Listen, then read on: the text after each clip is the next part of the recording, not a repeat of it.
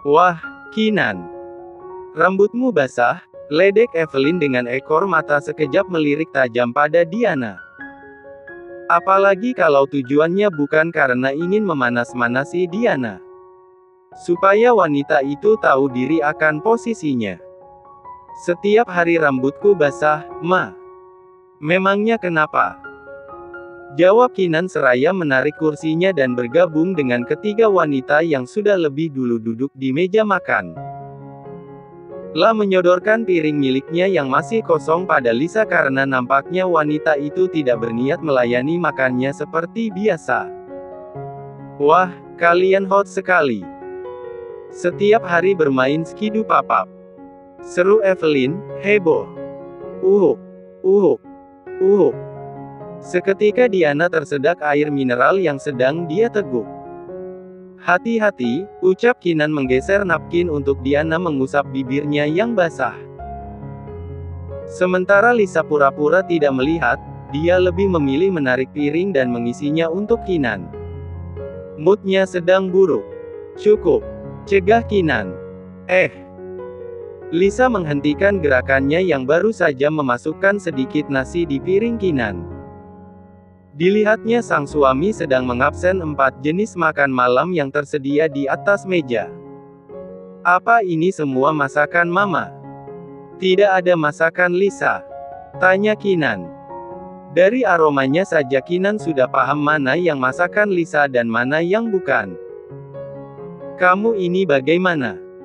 Siapa tadi yang mengurung Lisa di kamar dan meminta Bibi untuk memasak?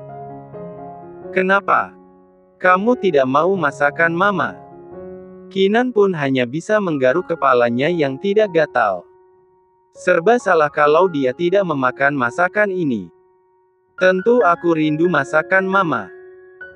Karena itu aku mau sedikit saja nasinya supaya bisa menghabiskan banyak lauk yang Mama masak, ujar Kinan tersenyum kaku pada Evelyn yang nampak memberengut. Emi, di lemari masih ada capcay yang aku masak tadi siang, mau? Tawar Lisa dengan ragu. Pasalnya Kinan biasanya tidak mau makan makanan yang dihangatkan. Tapi tidak menyangka suaminya itu mengangguk antusias. Lia, bawa ke sini, jawab Kinan dan berhasil membuat Evelyn melihat heran. Aku panaskan sebentar, ucap Lisa tanpa senyuman, dia pun beranjak dari kursinya. Pandai sekali dia mengambil perhatian Kinan. Jika bukan karena ada si nenek lampir Evelyn, aku sudah mengambil alih meja ini supaya aku bisa menyuapi Kinan di depan Lisa, gerutu Diana sembari melahap makanannya dengan cepat. Tujuannya kini hanya satu, cepat kenyang dan pergi dari kerumunan yang tidak dia sukai ini. Tidak lama, Lisa kembali dengan capcay yang baru dia hangatkan. Seketika nafsu Kinan pun kembali dan mulai menyantap makan malam. Ken, kamu belum menyentuh makanan Mama sama sekali. Apa seleramu sudah berubah? Protes Evelyn karena sup spesial yang dia buatkan untuk Kinan masih utuh belum tersentuh sama sekali. Iya, Ma. Aku makan, sahut Kinan lalu menarik mangkuk kecil berisi sup iga. Astaga, kenapa dengan perutku? Kenapa jika tidak memakan masakan Lisa rasanya seperti ini? Bumbu rahasia apa yang sebenarnya Lisa gunakan di masakannya sampai aku seperti terkena pelet masakannya, desak Kinan dalam hatinya sembari menelan paksa makanan yang sedang berusaha dia nikmati. Kinan hanya bisa memakan beberapa suap setiap kali makan di luar. Dia pikir makanan yang mamanya masak bisa dia makan dengan lahap, terlebih ini adalah makanan kesukaannya. Tapi nyatanya tidak. Rasanya perutnya semakin mual saja. Oh iya, setelah ini Mama akan pulang, ujar Evelyn di sela makan malamnya. Lisa pun lebih dulu meneguk air minum, baru kemudian menyahut perkataan mertuanya. Kenapa? Lisa senang ada Mama di sini. Papa dan Jason sudah kembali. Tidak mungkin, kan, membiarkan Papa tinggal sendiri, jawab Evelyn. Papa tinggal di sini juga. Kalau begitu kalian saja yang pindah ke rumah besar. Saat seperti itu Kinan menjatuhkan kedua sendok makan dan langsung menutup mulutnya. Tentu atensi ketiga wanita pun terarah pada Kinan. Kean Lisa menyentuh bahu Kinan 2 detik kemudian Kinan berlari ke wastafel dapur. Sebentar, Ma. Lisa pun beranjak untuk menghampiri suaminya itu. Kinan memuntahkan semua makanan yang sedari tadi dia paksa masuk ke dalam perutnya. Dengan cekatan Lisa mengambil 1 gelas air putih dan kotak tisu. Dia mengusap area bibir Kinan yang basah setelah pria itu selesai dari aksi muntahnya. Kamu sakit, Ken? Tanya Lisa khawatir. Entah hati wanita itu terbuat dari apa, belum juga sembuh rasa sakit di hati dan tubuhnya, Lisa lebih memikirkan kondisi Kinan. Kinan hanya menggeleng seraya mengambil alih gelas dari tangan Lisa lalu meminumnya. Tapi tidak panas, ujar Evelyn setelah menempelkan punggung tangannya di dahi Kinan. Tidak, Ma.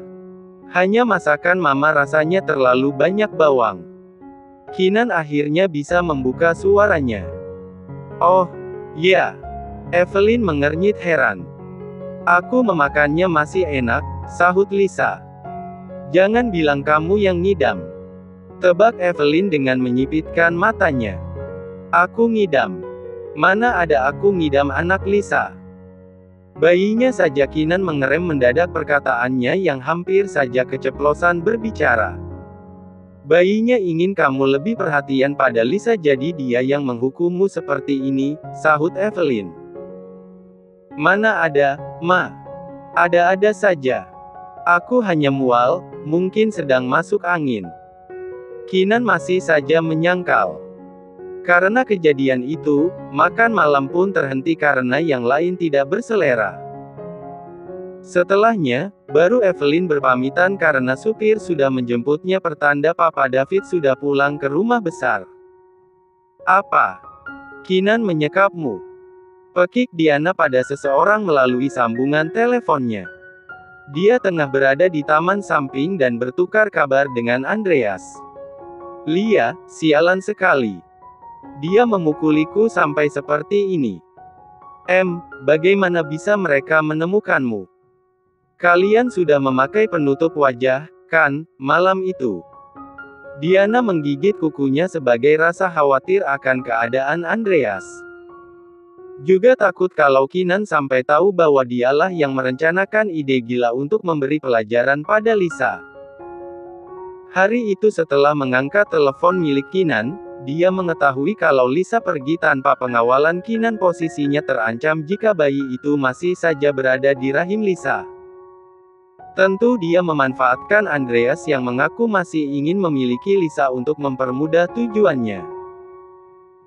Saat seperti itu ada suara bariton memanggilnya dari arah belakang. Diana. Diana tentu mengenal suara itu.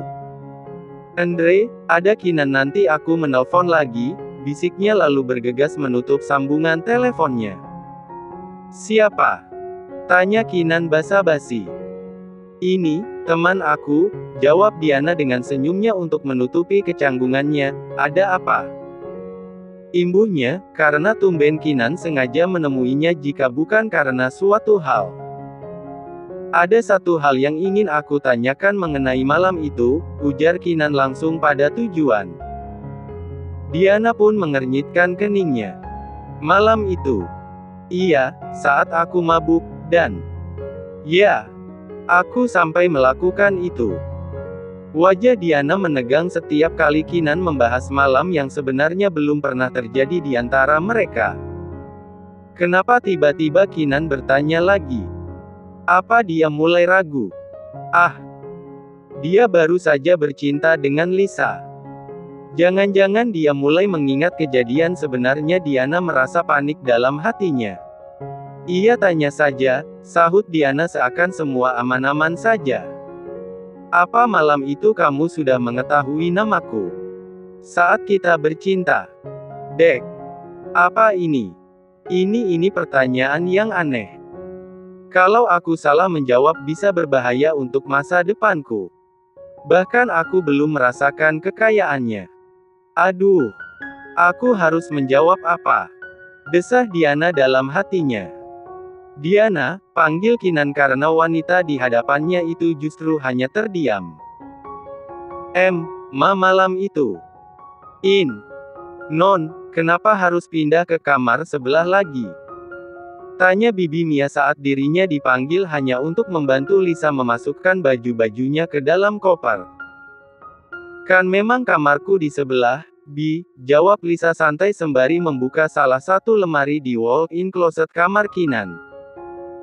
Kemudian dia menarik tumpukan baju mahakarya sang bibi yang begitu rapi untuk dia pindahkan ke dalam koper.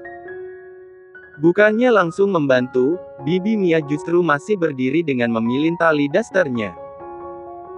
Dia takut kalau tuannya marah, karena dia ingat kemarin alasan Kinan memintanya memasukkan baju Lisa ke dalam lemari karena pria itu menganggap Lisa sudah satu kamar. Apa tidak sebaiknya Nona menunggu Tuan Kinan lebih dulu? Usul Bibi Mia. Lisa menghentikan gerakannya dan memberikan atensi pada Bibi Mia. Menunggu diusir olehnya. Jawabnya ketus. Sebenarnya bukan itu, Lisa hanya takut jika kejadian tadi terulang lagi. Kinan memperlakukannya dengan kasar di atas ranjang. Ya sudah, kalau Bibi tidak mau membantu biar aku saja, Lisa melanjutnya aktivitasnya. Melihat itu pun Bibi Mia tidak mau mengambil alih baju-baju yang sedang berada di tangan Lisa. Warbaita saja Nona sebaiknya istesat, isi susah malang Veger sang Gita. Iya, Bi. Terima kasih, jawab Lisa melepas pekerjaannya untuk Bibi Mia. Lisa sejenak melihat-lihat ke seisi ruangan. Semua barang-barang Kinan ada di sana.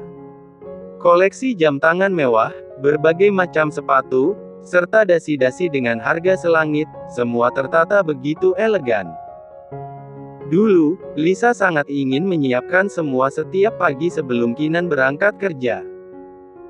Tapi kamu semakin membuatku takut, Ken, gumam Lisa lirih dengan tatapan sendu. Setelah puas memandang barang-barang milik suaminya, Lisa keluar dari walk-in closet. Berniat pergi ke kamarnya sendiri. Namun langkahnya dihentikan oleh hembusan angin malam yang menyentuh tubuhnya.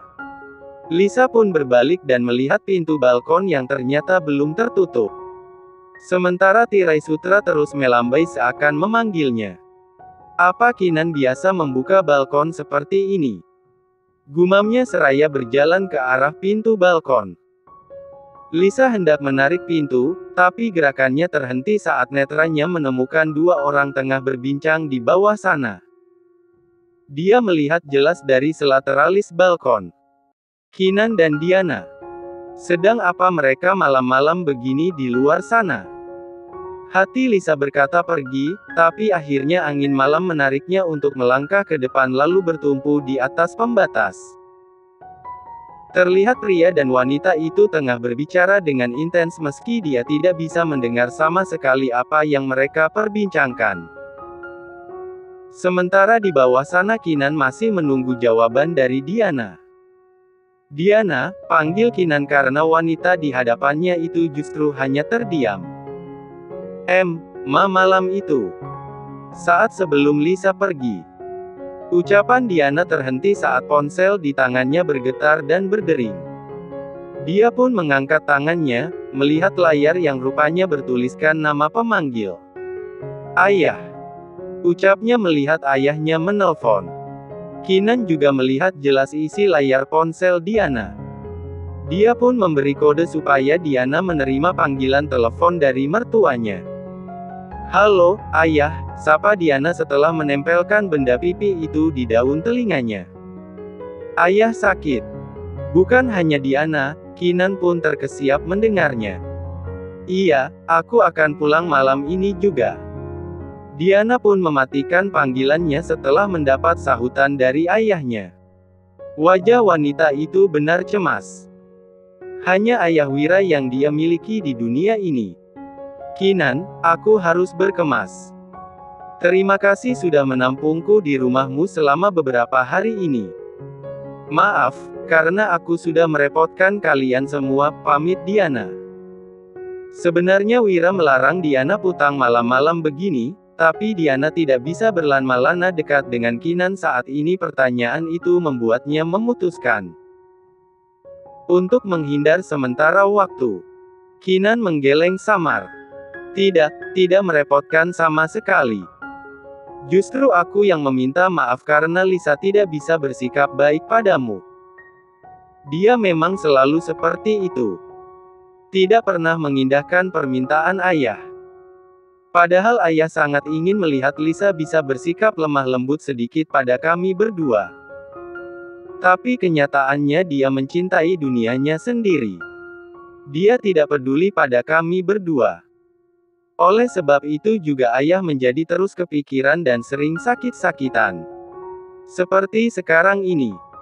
Pasti ayah sakit karena Lisa sudah lama tidak menghubungi ayah, tutur Diana membual. Ayah sakit? Tanya Kinan tidak merespon ungkapan panjang lebar dari mulut Diana. Diana mengangguk dengan lesu. Matanya pun mulai memerah. Sakit apa? Ayah memiliki penyakit jantung. Katanya tadi dia baru berobat. Lalu sekarang bagaimana kondisinya? Diana terlebih dahulu menghela nafas sendunya, ayah hanya bisa berbaring di ranjang. Sakitnya semakin parah. Aku harus membawanya ke rumah sakit.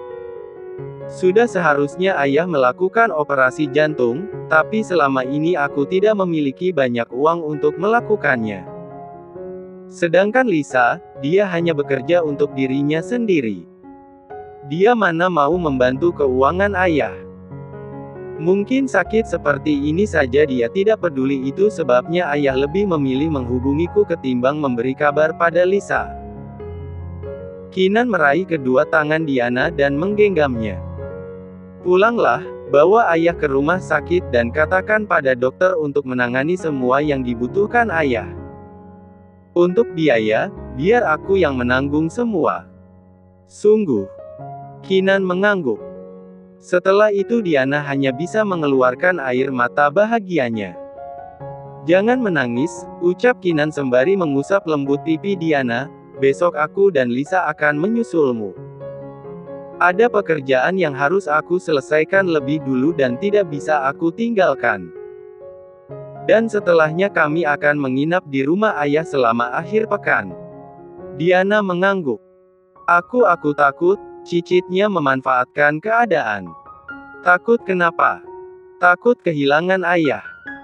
Diana semakin deras mengeluarkan air matanya. Hanya dia yang aku miliki di dunia ini. Jika ayah tiada, bagaimana dengan hidupku yang sudah ternodai ini? Seumur hidup aku hanya bisa sendiri meratapi kesalahanku. Kinan sejenak membeku.